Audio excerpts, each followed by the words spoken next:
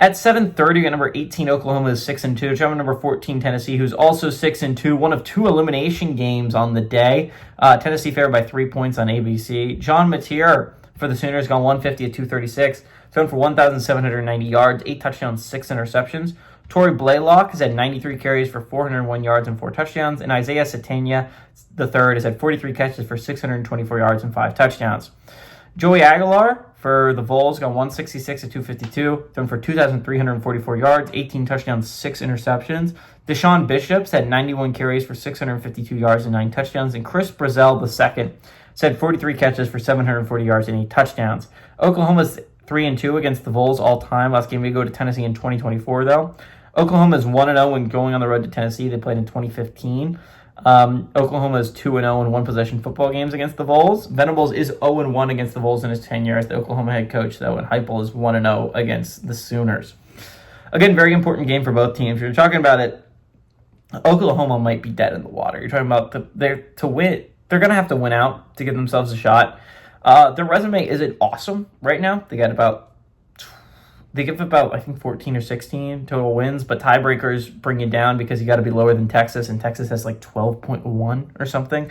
Not a great resume for Texas. You would love to see Texas lose again, actually, if you're Oklahoma, and you need to win out if you're the Sooners to give yourself any kind of shot. Problem is Oklahoma doesn't have any great wins outside of the home win against Michigan, which is solid. They haven't really beat anyone else, and they have a not great loss, a neutral field loss to Texas, and they have a home loss to Ole Miss. And now these aren't like death sentence losses, but it's losses that really hurt your resume shots if you're Oklahoma. They have to win out. Obviously, these next 2 games are going to be absolutely massive. They got to go on the road to beat Tennessee. They get a bye, and then they have to go and try and beat Alabama on the road. 2 very hard games. The games at home against Missouri and LSU seem much more manageable now, especially since LSU looks ass, if we keep it in a buck. And Missouri just lost their starting quarterback. They lost the quarterback that he was competing with in the first game of the regular season, and that's how Bo Prabula ended up running away with that job. So it's really a third-string guy that Missouri's starting the rest of the way.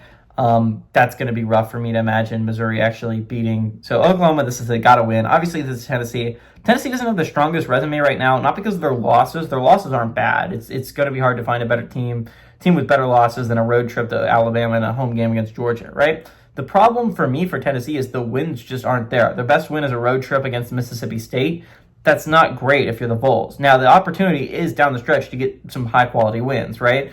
Chance right here to get a home win over an Oklahoma squad. They play Vanderbilt at home, so that's a great chance to pick up a very high-quality win there if you're Tennessee, and it could give you a tiebreaker over another team that could be 10-2 at the end of the year. That could be pretty big if you're the Vols. They have a road trip to Florida. Those are their 3 games that are actually impactful when you're talking about at-large resumes. So, again, this is a massive game for Tennessee, and I think they win it. I think the Vols are a solid football team. They don't have a great resume right now, but they made it last year, and they had an ass resume last year. Oh, my God, they had a bad resume. They should not have been a college football playoff team. I was looking at it. Tennessee, I think, was my 3rd team out of the playoffs. Like, it was that bad of a resume trying to make it as an at-large, and we just assumed because they're an SEC team they should be in. Tennessee's resume last year was really bad. And this is not coming from like Big Ten homer. I looked at it. Indiana should not have been a college football playoff team last year, even with their 11-1 resume. Their just resume overall was not very good with their wins. Indiana and Tennessee, I think, were 2 teams that were let into the college football playoffs that shouldn't have been. And I think Miami and BYU were 2 teams left out of the college football playoffs that shouldn't have been. So I like Tennessee here. I think they pick up a much-needed win. I think Oklahoma, their season's pretty much done after this game. Give me the Vols to win. I like the Vols to cover at home.